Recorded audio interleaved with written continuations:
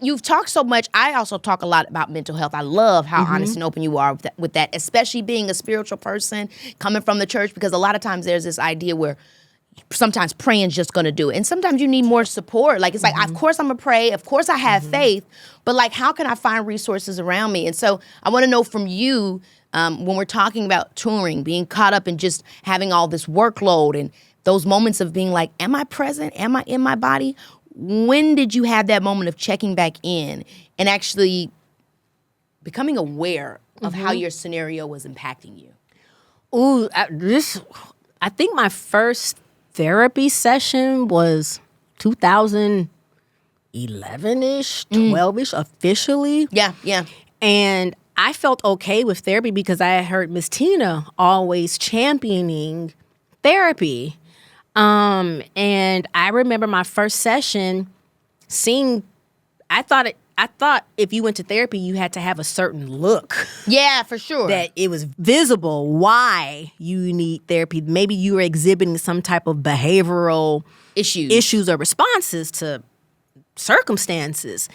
But no, I saw people that looked like you and I. Fast forward to 2018, when I checked myself into a treatment facility for depression. Again, I didn't see anybody that looked like they should be there.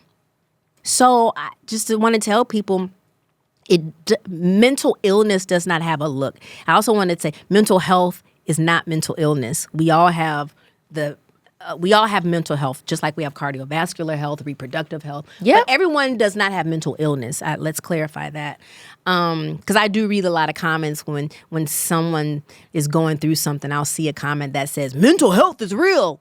It is, but I think you mean mental illness. Yeah.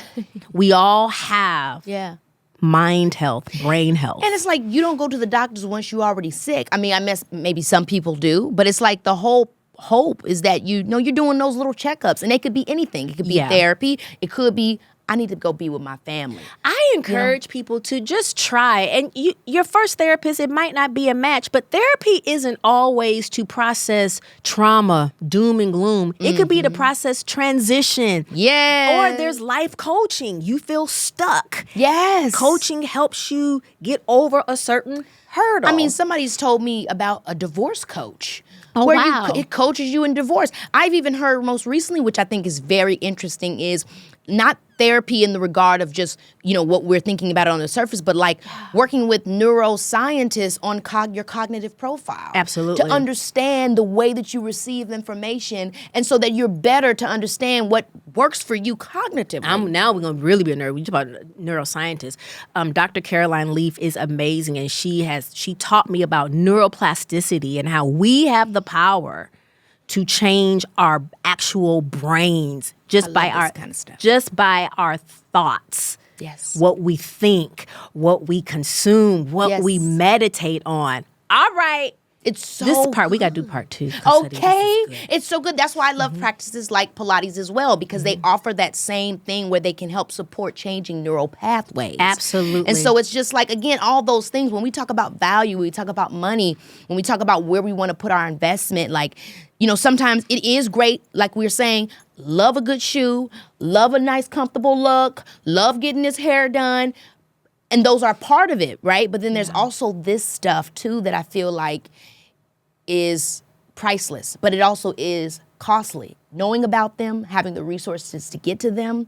And I really I just love that, because these are the things that really, once they come, they don't just stay on the outside. Absolutely. They're building on the inside. Absolutely. And when people talk about being able to afford mental health resources, if you're in college, during certain, I don't know if it's both semesters, where you can get a certain amount of free therapy depending on the university you go to or your job. Your insurance will help you find therapists. I tell people also go to psychologytoday.com. You can filter if you want black, white, female, male, unclassified, whatever it is you want to find. I would just try it once.